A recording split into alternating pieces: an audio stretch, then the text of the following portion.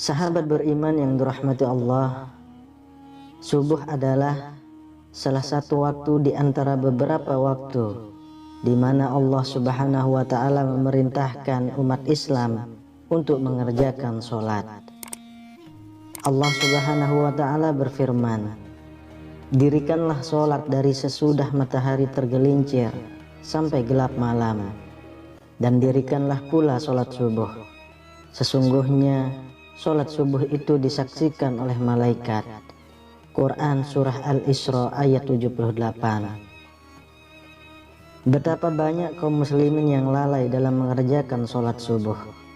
Mereka lebih memilih melanjutkan tidurnya daripada bangun untuk melaksanakan sholat. Jika kita melihat jumlah jamaah yang sholat subuh di masjid, akan terasa berbeda dibandingkan dengan jumlah jamaah pada waktu sholat lainnya. Rasulullah Shallallahu Alaihi Wasallam bersabda, "Sesungguhnya sholat yang paling berat dilaksanakan oleh orang-orang munafik adalah sholat isya dan sholat subuh.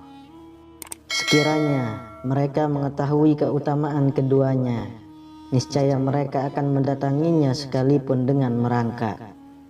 Hadis riwayat Bukhari dan Muslim.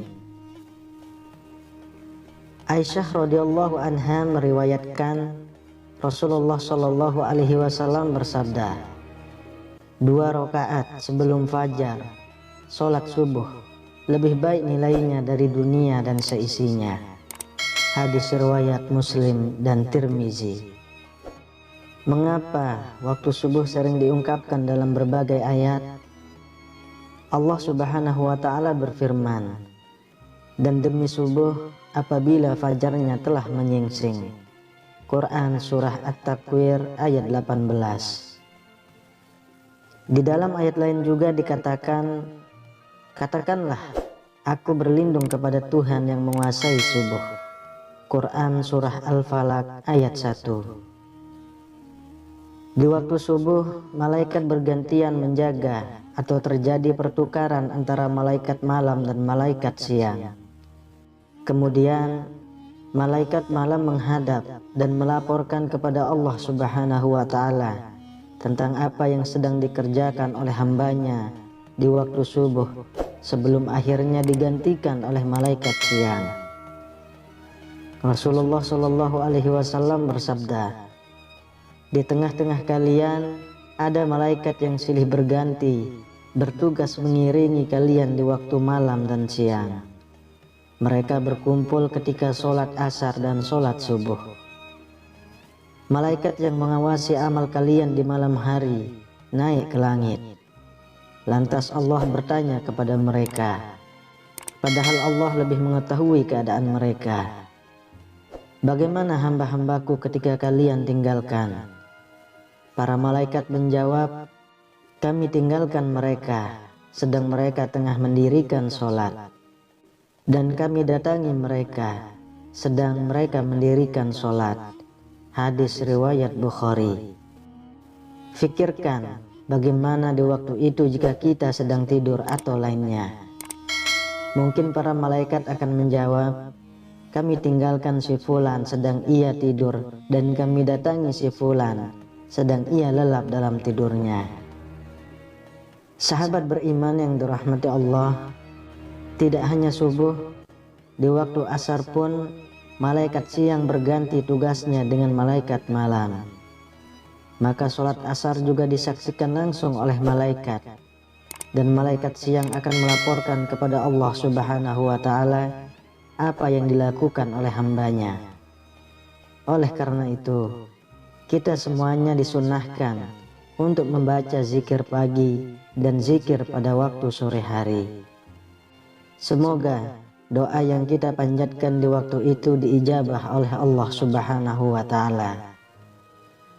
Allah Subhanahu wa Ta'ala berfirman, "Maka bertasbihlah kepada Allah pada petang hari dan pagi hari, waktu subuh." Quran Surah Ar-Rum ayat 17. Berikut di antara beberapa keutamaan mengerjakan sholat subuh dan sholat asar. Yang pertama, salah satu penyebab masuk surga.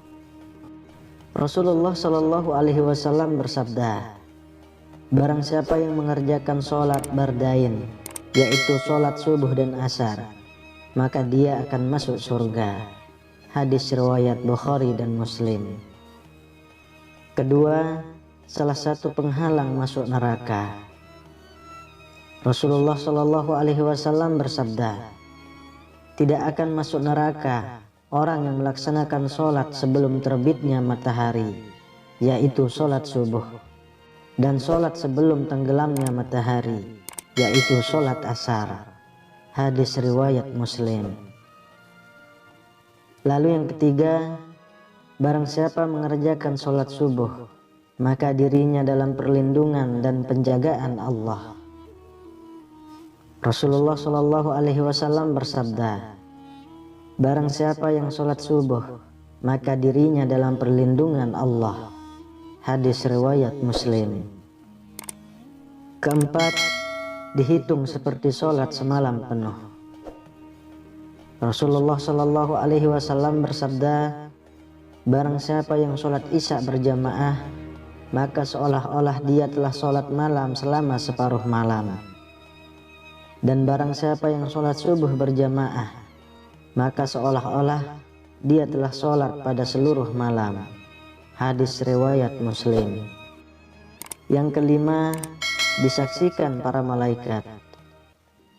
Rasulullah Shallallahu Alaihi Wasallam bersabda, dan para malaikat malam dan malaikat siang berkumpul pada sholat fajar atau subuh. Hadis riwayat Bukhari dan Muslim.